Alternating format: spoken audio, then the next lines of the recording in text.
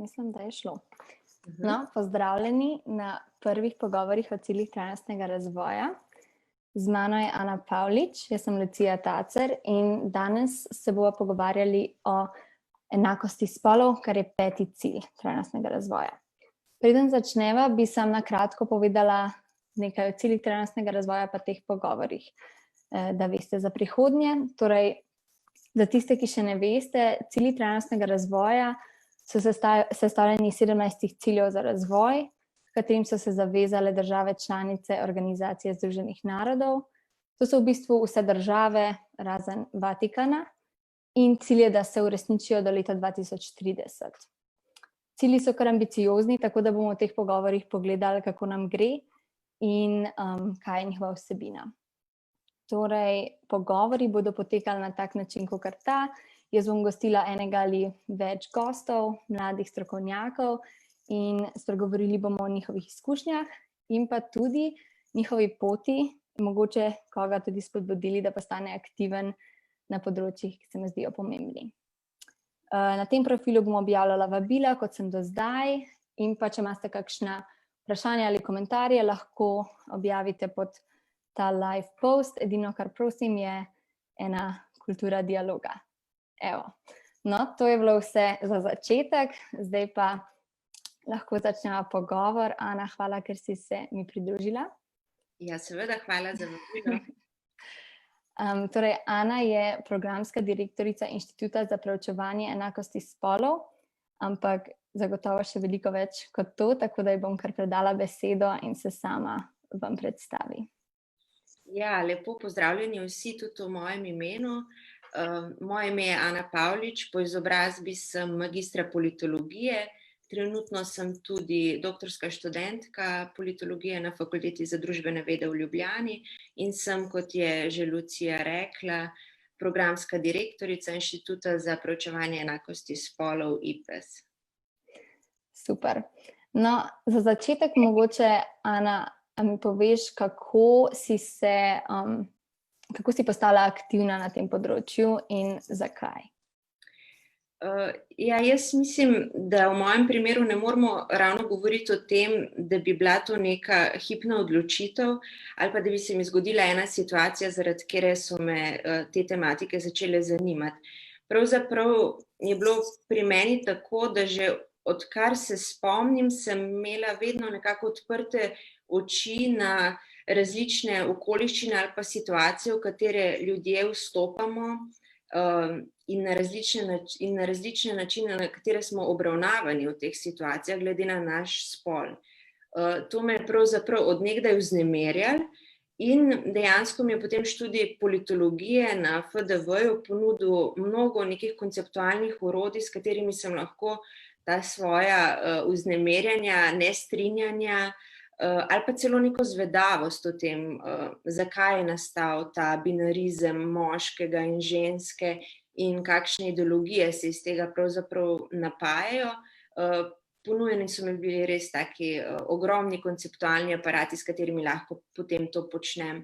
Že med študijem sem v bistvu že v prvem letniku začela raziskovati cankarijansko mati, diplomirala sem potem iz političnosti patološkega narcisa, pa magistrirala iz političnih imaginarjev v delih Ivana Cankarja, ker se je zopet tako velik del mojega raziskovanja dotikal ravno vloge in položaja žensk in neke ikonografije, ki jo je on v literaturi zato izpostavil. Tako da pri meni je to vse potekalo, bi rekla, kar nekako spontano in se je nadgrajevalo do te mere, da danes pač to počnem tudi v sklopu IPES-a.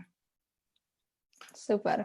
A pa takrat, ko si bila na faksu, si večinoma delala te stvari preko pač študija ali so bile tudi kakšne druge organizacije že takrat, ki so se fokusirale na enakost spolov? Precej sem delala preko študija, bila sem pa tudi aktivna v našem študentskem politološkem društvu Politus, kjer smo se tudi teh tematik lotevali in jih izpostavljali, tako da v bistvu ni to prvič, da v IPES-u delujem na ta način. Super.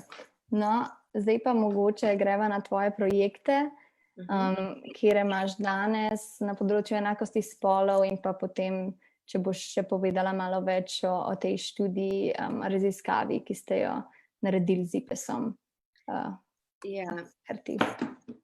Torej, mene osebno tematsko znotraj tega kompleksnega pojma enakosti spolov najbolj zanima reproduktivno zdravje in pravice žensk.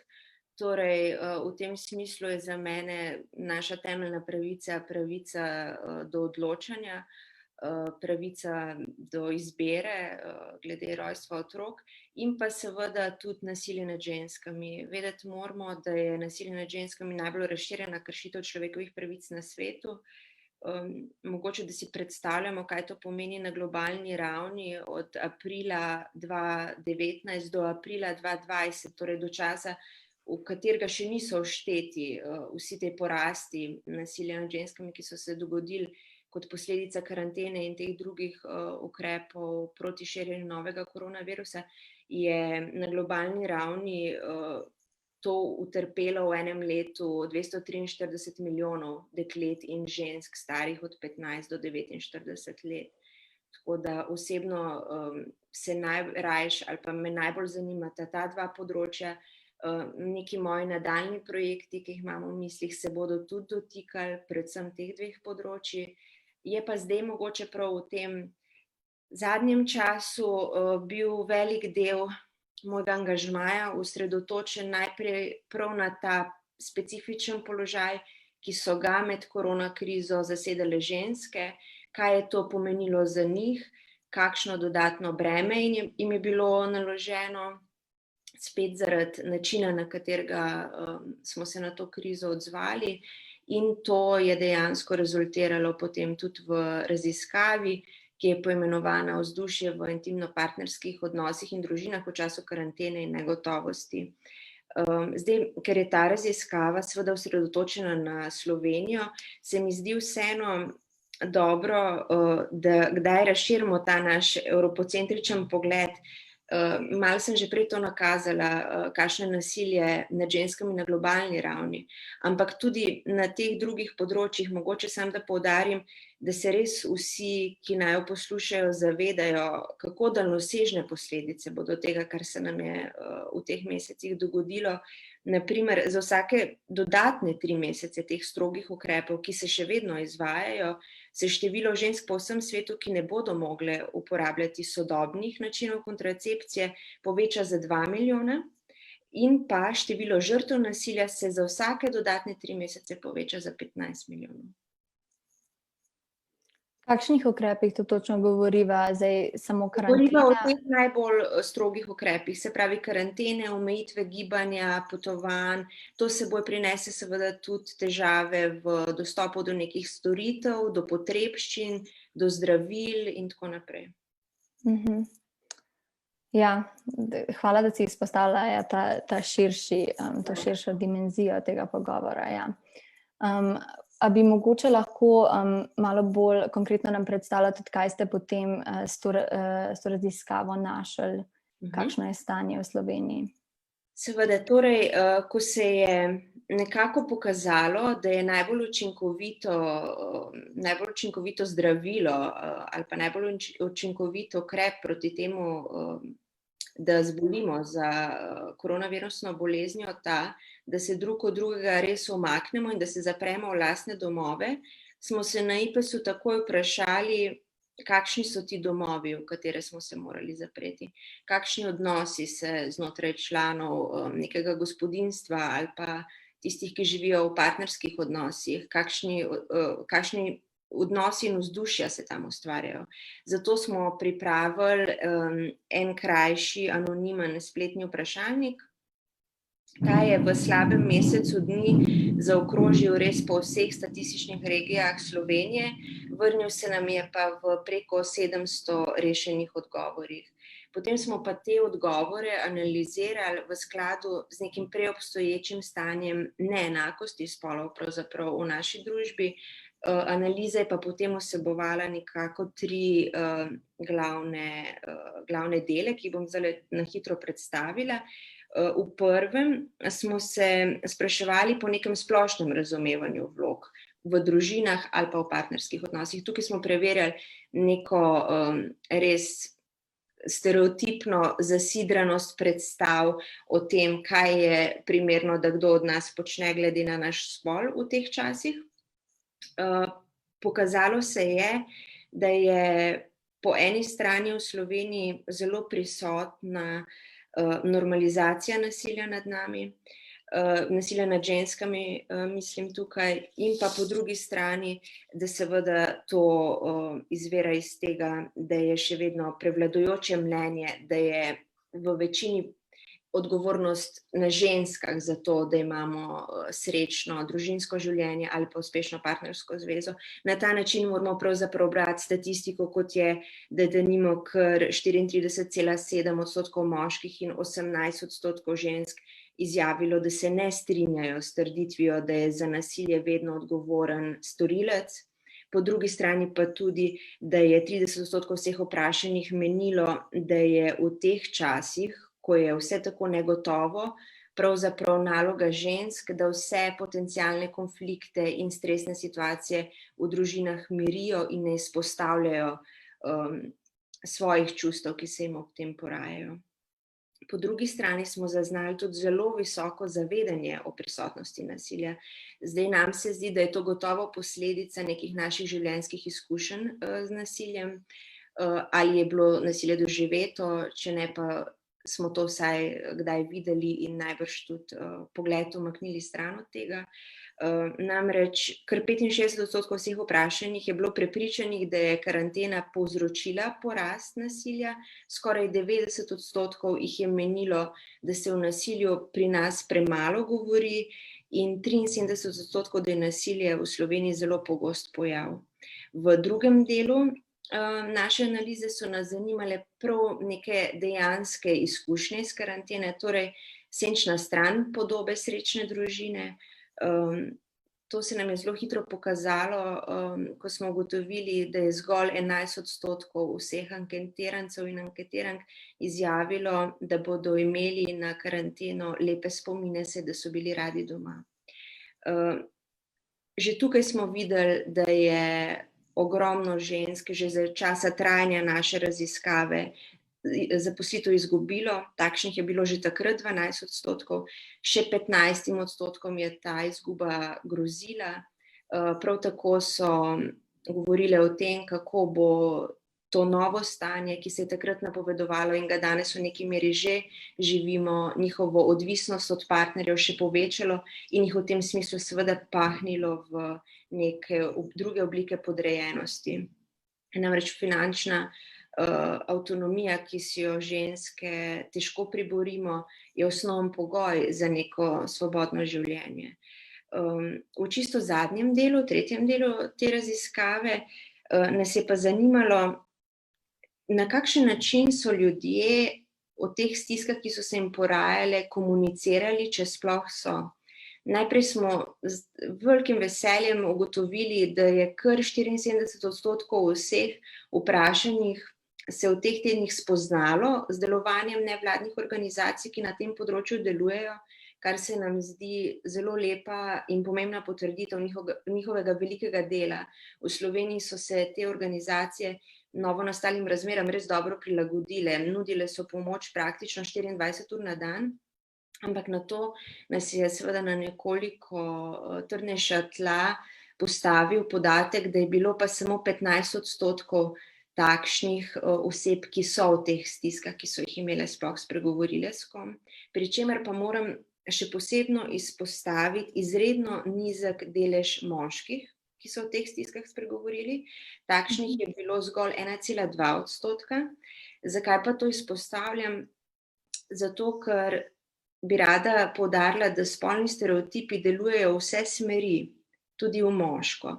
In če mlade fante vzgajamo v nekaj, čemur lahko rečemo toksična moškost, torej v neke trdne in odločne može, ki se pač ne ukvarjajo s svojimi, še manj pa s tujimi čustvi, s tem pravzaprav proizvajamo daljnosežne posledice, ne samo za njih in za pritiske, s katerimi se oni srečujejo pri njihovem vsakdanjem življenju, ampak tudi za vse odnose, v katere potem ti moški vstopajo v času njihovih življenj. Torej, mislim, da pod črto sta ključna dva sporočila te raziskave. Eden je seveda ta, da če želimo to krizo uspešno rešiti, moramo upoštevati tudi vidik spola, še kje drugje, ne samo v tem, da štejemo, ali za koronavirusno boleznijo zboli več moških kot žensk, in pa seveda, da se zavedamo, da smo v to krizo spoli vstopili v različnih izhodiščnih položajih. Ja, zanimivo. Kaj pa, a mogoče veš, koliko moških in žensk je se odzvalo na to anketo? Ja, seveda je bilo število moških precej nižje, ampak je bilo to tudi nekako pričakovano, da se bo to zgodilo. Bili pa so tudi moški, niso bile No, hvala za to predstavitev. Zelo izčrpno in zanimivo. No? Zdaj pa greva mogoče naprej. Na eno vprašanje ki me res zanima, kaj misliš glede tega, ker ponavadi se mi zdi, ko se pogovarjamo o enakosti spolov, je vedno ta komentar, da so to neke zelo zakoreninjene vrednote in bo trajalo zelo dolgo, da se bo kaj spremenilo. In mene zanima, kako ti gledaš na to, katera področja misliš, da so se v Sloveniji, kjer so se že zgodile pozitivne spremembe, katera področja so taka, kjer se v bistvu spremembe lahko zgodijo v bližnji prihodnosti, katera so pa mogoče res tista, kjer bo trajalo več generacij.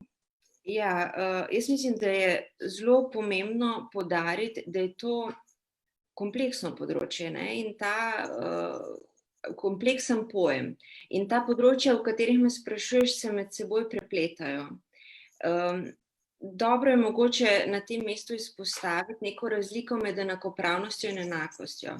Zdaj v Sloveniji je za enakopravnost, ki pomeni zgolj neko legislativno možnost za to, da se enakost, ki je širši pojem, uveljavlja razmeroma dobro poskrbljeno, ampak še vedno tudi pri teh pravicah, ki jih imamo, ne uživamo nujno enake obravnave, če jih želimo izkoristiti ali pa užiti. Ne?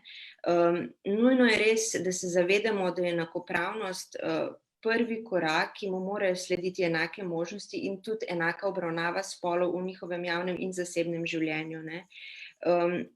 Dokler bo pač pri nas v Sloveniji stanje takšno, da bomo ženske, zdaj bom na primeru žensk odgovorila na to vprašanje, da bomo ženske vzgajane v res take trdovratne spolne norme, da bo naše življenje prepredeno s temi spolnimi stereotipi, na podlagi katerih se bomo odločale za to, da bomo na primer izbirale poklice, ki so skrbstvene narave, ker naj bi nam to bolj bilo blizu ali pa ne bi nam bilo to naravno dano, bomo seveda že takoj zapadle v velik problem, ki je v Sloveniji povezan z spolno-poklicno segregacijo. Ne. Ta segregacija pa ne poteka samo horizontalno v smislu izbire poklicov ali pa študija, ampak tudi vertikalno. Ne. Gre za to, da so te poklici večinoma manj plačani, gre za to, da se ženske na trgu dela srečujemo s steklenimi stropovi, s steklenimi stenami, in gre za to, da nekako svoje karierne strategije že vnaprej mogoče prilagajamo temu, da se bomo kdaj v življenju zagotovo mogle znajti v vlogi skrbnic, ne nujno niti samo svojih otrok, ampak še koga drugega iz naše družine.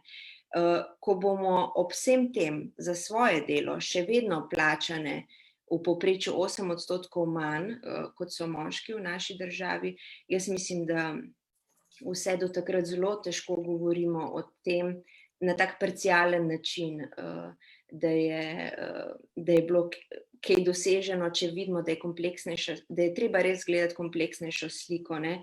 Tako da mislim, da se po eni strani seveda bojujemo proti vsem tem trdovratnim vzorcem, ki jih je najtežje spreminjati, ampak to nas od tega pač ne sme odvrniti, in pa po drugi strani tudi z nekimi posledicami, praktičnimi posledicami te neenakosti, ki pa zdaj že kar nekaj časa traja in bi res rabila tudi legislativno prilagoditev. Tle pa merim prav recimo na redefinicijo posilstva, na potrebo po redefiniciji posilstva, potem na ureditev dolgotrajne oskrbe. Dolgotrajna oskrba v Sloveniji ima, če lahko tako rečem, ženski obraz. 73% žensk rabi take vrste oskrbo, seveda zaradi tega, ker ženske v povprečju živimo dlje, ampak po drugi strani je tudi 70% žensk tistih, ki za te osebe skrbijo. To pomeni, da imamo res eno veliko število žensk, ki ob tem, da hodijo v službo, skrbijo za svoj dom, za svoje otroke, skrbijo še za starejše člane svoje družine, ne. Tako da mislim, da se je nujno lotiti vseh teh stvari, ampak jih res razumeti kompleksno, ker druga na drugo vplivajo. Jaz mislim, da eno sistemsko ozaveščanje v intenciji preseganja spolnih stereotipov v obliki izobraževanja, ki bi se začelo res že na najnižjih ravneh, pa potem kot sem že omenila, dolgotrajna oskrba, beleženje razlik v plačah, dostop do teh podatkov, poudarjanje aktivnega očetovstva, enakovrednejše skrbi za gospodinjstvo, ne kot nečesa, kar je nek znanstveni dosežek, ampak kot nekaj, kar bi moglo biti pravzaprav normalno za vsako skupnost, za vsak partnerski odnos in za vsako družino, bi bil po mojem nujen korak za začetek. Moramo pa tudi vedeti, da vse te spremembe se v resnici dogajajo zelo popolžje in tudi ni nujno, da gredo vedno v smeri linearnega napredka. Mi smo videli tudi na področju spolnih kvot v politiki, na primer prav nedavno, da uzakonjene spolne kvote ne pomenijo, da se bo ta številka kar vedno eksponentno višala, nasprotno. Nazadnje smo bili priča padcu števila žensk v parlamentu. Tako da moramo biti zelo pozorni na vse, kar se dogaja, in se na to temo primerno tudi odzivati, če nam je res za cilj pač to, da dosežemo ta 5. cilj, ciljev trajnostnega razvoja. Ja. Všeč mi je, da si že omenila, ne, da primerjalno, mogoče gledano tudi bolj z tega vidika enakopravnosti, Slovenija dosti dobra, tudi na nivoju EU. In me mogoče zanima, kako se ti odzoveš na v bistvu te statistike in mogoče komentarje, ki jih imajo kakšni ljudje včasih, da sej v bistvu nam gre dobro, tudi plačna vrzel je ena izmed manjših, a ne, kako se recimo ti odzoveš na to in a vidiš to kot nek napredek Slovenije ali kako to razumeš?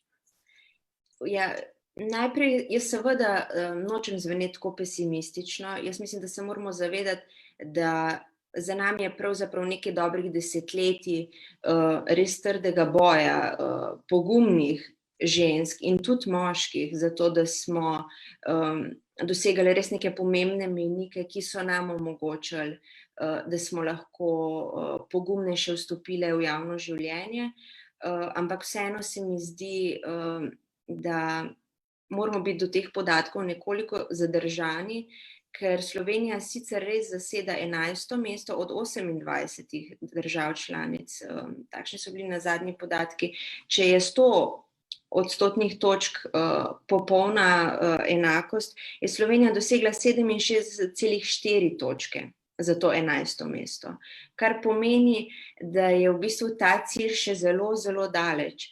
Od prejšnjega merjenja smo napredovali za 1 točko, kar ni tako veliko. Nekatere države, mislim, da Portugalska, so celo za 4. Jaz mislim, da je pomembno pri tem tudi malo spoznati metodologijo teh merjenj. Namreč sestavljena je iz teh 6 glavnih kriterijev, to so delo, denar, znanje, čas, moč in zdravje. Medtem ko se ta dva druga satelitska aspekta v to oceno ne upoštevata, sta pa zelo pomembna, ker tukaj gre za nasilje nad ženskami in intersekcijsko neenakost. Zdaj, mislim, da smo vsi dobro seznanjeni s tem, kakšne so številke za nasilje nad ženskami, ne samo po tem velikem pomembnem poročilu vse evropske raziskave, ampak tudi po raziskavah, ki so bile narejene v Sloveniji, kjer je recimo bila od dopolnjenega 15. leta vsaka druga ženska žrtev nasilja pri nas. Mislim, da moramo tudi vse to upoštevati in po drugi strani pogledati, kje smo pa res dosegli morebiti najboljši, najslabši rezultat. Zanimivo je, dosegli smo najboljši odstotek, čez 87% na področju zdravja, kar se mi zdi, da je mogoče še en dokaz za to, ne samo to, kar nam je, upam, da ostalo v teh tednih zdravstvene krize, ampak da je tudi ta rezultat pokazatelj tega, kako pomembno je, da imamo javni zdravstveni sistem, ki omogoča dostop do teh storitev vsem. Po drugi strani pa smo seveda bili slabši na področju znanja in moči. O znanju sva že prej nekaj govorile, tukaj gre predvsem za to spolno segregacijo, ki je v Sloveniji res velik problem. Moč pa seveda pomeni to preštevanje žensk na najvišjih mestih odločanja v politiki in gospodarstvu. Tukaj napredujemo, mislim, da hitreje kot povprečje Evropske unije, ampak smo vseeno še daleč do cilja. Glede plačne vrzeli, ja, to se mi zdi tudi ena taka zelo zanimiva interpretacija, da ne bi bilo stanje v Sloveniji na tem področju dobro, ker namreč kljub temu, ja, da je seveda precej nižje od povprečja Evropske unije, kjer je ta vrzel 16%, se moramo pa vseeno, mislim, da bolj kot s tem, da se zaradi tega trepljamo po prstih, ukvarjati s tem, da je ravno Slovenija tista država, v kateri pa ta vrzel najbolj narašča izmed vseh držav Evropske unije, ne. Še leta 2010 mislim, da je bila manj kot 1%. Tako da mislim, da moramo vedeti, kam pripeljejo te razlike. Pripeljejo v hudo feminizacijo revščine, pripeljejo v pokojninsko vrzel, ki je na ravni Evropske unije skoraj 40%, na ravni Slovenije pa 24%. In vse to pomeni, zaradi tega, kot sem že enkrat prej v najinem pogovoru omenila, da pač ženske živimo nekaj let dlje kot moški, da je pri starosti nad 75 let vsaka tretja ženska že revna oziroma živi pod pragom revščine. In mislim, da so to vse take stvari, ki od nas res zahtevajo neko ažurno naslavljanje in tudi vprašanje plačne vrzeli, ker če bomo to pustili, mislim, da je Mednarodna organizacija dela objavila neke prognoze, če se s tem ne bi aktivno ukvarjali, ne bi se to samo od sebe, če se sploh lahko tako izrazim, rešilo šele čez nekih 70 let. Mislim, da je tak podatek. To pa res nisem vedela, da je bilo 2010, da je bila tako majhna plačna vrzel. Ja, težava pri plačni vrzeli je zbiranje teh podatkov. Zbiranje teh podatkov in beleženje. In eden od ukrepov bi bil siguren ta, da bi javne in zasebne organizacije, ki nudijo zaposlitev, te podatke beležile in posredovale nekim pristojnim organom. Jaz mislim, da bi bil to gotovo prvi korak, drugi pa, da bi aktivno uvedle politiko, ki je pravzaprav določena z zakonom o delovnih razmerjih, kjer je pač za enako plačilo predvideno enako delo. Ampak tukaj smo spet pri temu pri tem problemu enakosti in enakopravnosti. Omenila si že ene parkrat to segregacijo po spolu, glede izbire kariere. In sem te hotela vprašati, če potem povezano s tem malo o izobraževanju, ker je bilo v poročilu, ki ga je Slovenija zdaj predstavila OZN, od ciljih trajnostnega razvoja je bilo izpostavljeno, da imamo eno največjih razlik med moškimi in ženskami na 3. stopnji izobraževanja. In jaz sem ob tem pomislila na pogoste kritike, da je naš sistem izobraževanja namenjen pridnim punčkam in da zaradi tega tudi potem več punc gre na fakulteto in tako dalje. Tako da me zanima tvoj odziv na take statistike in pa tudi naš izobraževalni sistem. Ja, pridne punčke, seveda kot mit, ki se v praksi dobro reproducira, nedvomno obstajajo, ne samo v slovenski družbi, ampak tudi v veliko drugih. Vseeno pa jaz mislim, da ja, seveda že nekaj let se to število diplomantk presega število diplomantov, ampak pravi pokazatelj tega, komu je namenjen ta šolski sistem, jaz mislim, da so potem situacije, ki se dogodijo potem, ko oseba konča formalno izobraževanje. O tem sva že nekaj govorili prej, mogoče bi lahko zdaj tukaj izpostavila doktorski študij, kot najvišjo stopnjo izobraževanja. Mislim, da za Slovenijo velja, da je 2/3 ženskih predavateljic zaposlenih v prekarnih oblikah zaposlitve, za Evropsko unijo pa zgolj 1/3. Tako da jaz mislim, da smo spet tukaj soočeni z neko drugačno realnostjo. Med raziskovalci seveda že 100 let prevladujejo moški. Med rednimi profesorji jih je skoraj 70%, med izrednimi 60%, nekaj manj jih je potem docentov. Nenazadnje tudi neka analiza Prešernovih nagrad, ki so podeljene, kaže tak dober pokazatelj tega, na kakšen način smo ženske ovrednotene v slovenski znanosti, ker jih je namreč vseh teh letih, odkar se jih podeljuje, je Prešernovo nagrado dobilo okoli 30% žensk.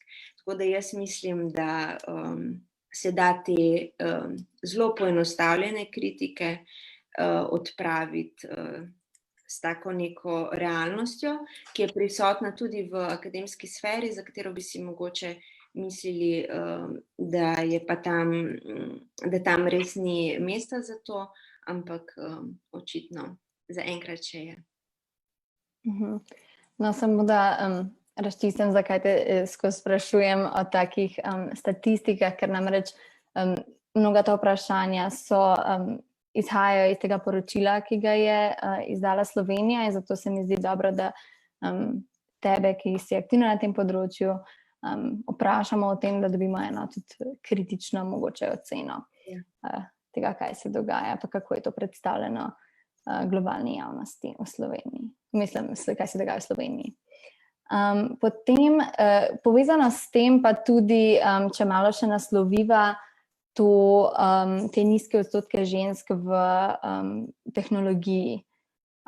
In če kaj veš o tem področju in če imaš kakšne ideje, če se že kaj dela na tem, kako izboljšati to. Ja, mislim, da je okoli 30% na globalni ravni, mislim, da ta številka velja, 30% deklet oziroma žensk se odloči za študij, ki se mu reče STEM. Zdaj, pod to spada znanost, tehnologija, inženirstvo in matematika. Zakaj je ta številka nizka? Zaradi v bistvu tega vsega, o čemer mi dve govoriva, že ves čas najinega pogovora, ker so to še vedno poklici, ki veljajo za tradicionalno bolj naravne moškemu spolu. kar je po eni strani velika škoda, ker so to obenem tudi poklici, ki nudijo, predstavljam si, čeprav sem jaz družboslovka, gotovo velik raziskovalni izziv, so tudi podprti z določenimi finančnimi sredstvi, nudijo ugodne možnosti zaposlitve, ampak se dekleta zaradi vsega tega zato zelo, zelo v zelo manjši meri odločajo kot njihovi moški kolegi. Zdaj, jaz mislim, da proti temu je gotovo najbolj učinkovito se boriti tako, da se o teh spolnih stereotipih, ki ta stanja producirajo, da se o tem govori, da se jih naslavlja in da se jih poskuša presegati. Zdaj, jaz mislim, da je mogoče primerno to res početi že v čim bolj nižjih razredih osnovne šole, ker vseeno se mi zdi, da pri nekih letih odrasle dobe, ko se človek odloča o tem, kakšen bo njegov doprinos temu svetu, kakšno karierno pot si bo izbral, se bojim, da je vsaj za našo generacijo bilo do takrat v nas vnesenih res že zelo veliko družbenih pričakovanj, ki so temeljile tudi na našem biološkem spolu in na tem, kaj bi bilo za nas potrebno, ali pa v čem naj bi bile ženske boljše in bi se tudi lažje izkazale. Tako da mislim, da je sigurno dobro te stvari načeti naslavljati že zgodaj. Mislim, da je zelo velik problem, da ljudje nekako se ne odločamo res svobodno za to, kar bomo počeli, ampak da pustimo, da na nas vplivajo vsi ti normativi, ker na ta način nenazadnje tudi svet in družba izgublja res veliko enih potencialnih talentov, inovatork, inženirk, ki bi gotovo lahko spremenile to vse, kar se nam dogaja, tudi na bolje, jaz mislim. Ja, in prispevale k temu razvoju, ker ga iščemo. Mogoče še spregovoriva o temi, ki si jo tudi že omenila in je tudi naslovljena v tem poročilu, o tej neenaki porazdelitvi neplačanega dela doma, ki je zdaj bila še bolj izrazita v času karantene, korone. Kakšne spremembe misliš, da je to ena taka sfera, ki je težko regulirati, ker je doma, ne? Tako da, kako misliš, da bi se na tem področju lahko dogajale spremembe? Ja, to je v bistvu vprašanje, s katerim smo se ukvarjali tudi v naši raziskavi. Na primer, eden izmed zanimivih podatkov je bil ta, da je 35% vseh vprašanih menilo, da je prav, da v tem času ženske prevzamejo toliko večje breme vsega dela, ki ga je pač prinesla ta zapoved, da moramo biti vsi 24 ur na dan doma. Po drugi strani je to v Sloveniji zelo povezano s tem nekim tradicionalnim dojemanjem vloge ženske v naši družbi. Mislim, da nekaj let nazaj Evropska komisija podala neke podatke, da je za več kot polovico Slovencev najprimernejša vloga za ženske skrb za dom in družino, ne. Tako da to so zelo močni vzorci, ki bi jih bilo nujno treba spremeniti, je pa to seveda zelo težko. Ne vem, če se boš spomnila, ampak nekaj let nazaj je v javnosti kar precej prostora in časa požela ena raziskava OECD-ja, kjer so moške in ženske iz vseh držav EU-ja spraševali o tem, koliko ur na dan namenijo neplačanemu gospodinjskemu in skrbstvenemu delu. Zdaj, takrat so se pač slovenski moški izrekali tako, da je rezultat te raziskave prinesel blazno bombastične naslove v smislu da so Slovenci največji copateri in kako, da je pa dobro slovenskim ženskam, ker imajo pač takšne partnerje. To je bila ena taka zelo, bi rekla, zmanipulirana interpretacija, ker poleg tega, da se je pač to ugotovilo, bi mogli, jaz mislim, da vsi, ki so to novico širili, vseeno preveriti, koliko časa so pa ženske izrekle, da namenjajo temu delu, ne. In tlele sem si spisala, da čeprav so takrat slovenski moški za potrebe te raziskave dejali, da neplačanemu delu dnevno namenijo 166 minut, povprečje OECD-ja, takrat je bilo 26 članic, je bilo takrat 139 minut, ampak vseeno temu istemu delu so slovenske ženske namenile 286 minut dnevno, ne. Tako da jaz mislim, da vse to kaže, da bojazni za tiste, ki se bojijo, da bi neke prave oblike v narekovajih družine, kjer je pač ženska vloga podrejena skrbi in sreči vseh drugih, izginile, da ta bojazen ni na mestu, ne. Lahko se na to vprašanje ga poskušamo reševati tako, da pač poudarjamo to, kar smo že tudi omenili, aktivno očetovstvo, nujno zagotavljanje, predvsem tukaj govorim za matere, javnega, dostopnega varstva otrok in tako naprej. Mogoče bi tudi veljalo odpreti vprašanja starševskega dopusta, očetovskega dopusta, neprenosljivosti tistega dela starševskega dopusta, ki ga lahko moški prenese na žensko, ampak vseeno jaz mislim, to je moje osebno mnenje, da bi bilo dobro se teh vprašanj lotiti pri izvirnem grehu, če lahko tako rečem, ne. To je pa res ta tradicionalna vloga žene in matere in pač to debato odpreti na tak način, da bi v družbi vzpostavili pogoje, kjer bi res lahko bila oba partnerja enakovredna in tudi enakovredna starša otroku, če se zanj seveda odločite. A pa misliš na to temo, ta direktiva, ki bo zdaj implementirana ravno glede tega prenašanja tega starševskega dopusta, čeprav vem, a misliš, da bo to pomemben korak, ker jaz sem slišala že nekaj v novicah, da se to tudi podobno, kakor si prej predstavlja, v bistvu, da so zdaj naslovi, da bodo imele mame manj dopusta, da bojo imele manj časa, da preživijo z otrokom in v bistvu, da se neka negativna luč na to. Ja, jaz mislim, da bo to zelo pomemben korak.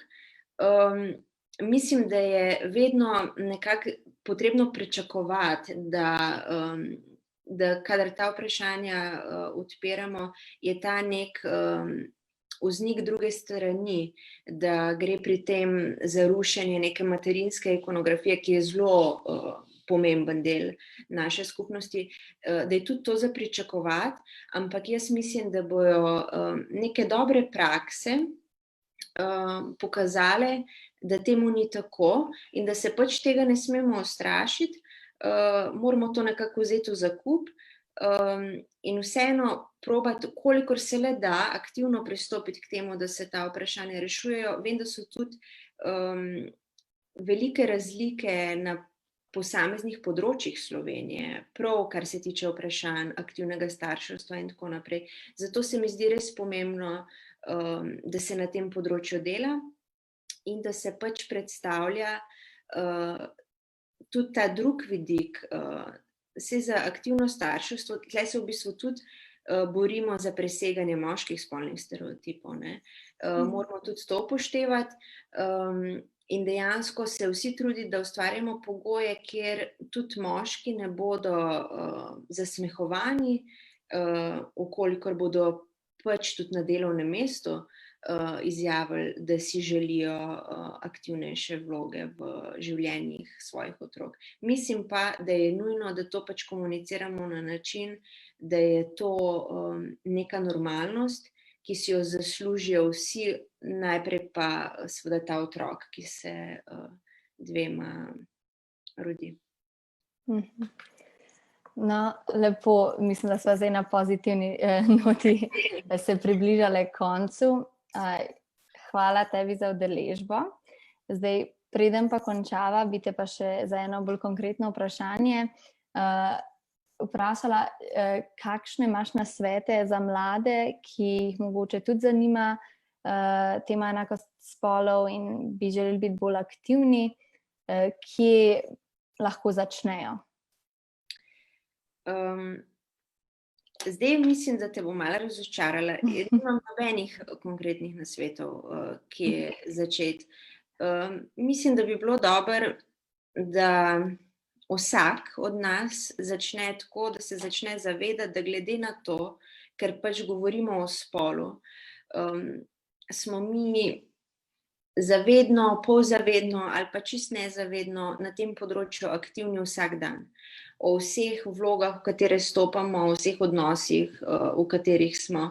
In da se tega zavedamo, da je pač to, na kak način stvarem pristopamo, lahko v veliki meri pogojeno z nekimi spolnimi stereotipi in pričakovanji, ki se nam kažejo kot nekaj, o čemer se ne bi smelo dvomiti, ker naj bi nam bilo kar naravno in normalno dano. Jaz mislim, da če se tega zavedamo, bomo že zelo veliko naredili za to in se približali dosegi tega cilja. Ja, torej vsak v svojem krogu začne in potem. Ja, jaz zelo nerada tudi enakost spolov predstavljam kot neko zelo zahtevno filozofsko vprašanje. Jaz mislim, da mora biti to razumljeno kot nekaj, kar sovpada z demokracijo. In da je to pač temelj vsake demokratične družbene ureditve. Ampak tako kot demokracija ni kar dana in ni pogojena niti potrjevana zgolj s tem zapisom v ustavo, ampak jo moramo vsak dan živeti, vsem, kar počnemo, enako je tudi z enakostjo spolov, ne. To zahteva od nas neko angažirano bivanje, ampak mislim, da je to naša dolžnost, da damo svoj delež k temu, da lahko v naši družbi, ki je demokratična, vsi živimo svobodno, avtonomno, da smo deležni enake obravnave, enakih možnosti in da imamo vsi enake pravice. Evo, super sporočilo za konec. Hvala še enkrat, da si vzela čas. Če imaš še kakšno zadnjo besedo za gledalce? Ne, hvala tudi tebi, da si me povabila. Upam, da nam kmalu uspe. Ja, enako. Pa upam, da ne bo prehuda nevihta.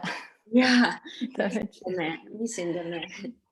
Ok, no, lepo se imej. Enako, adijo.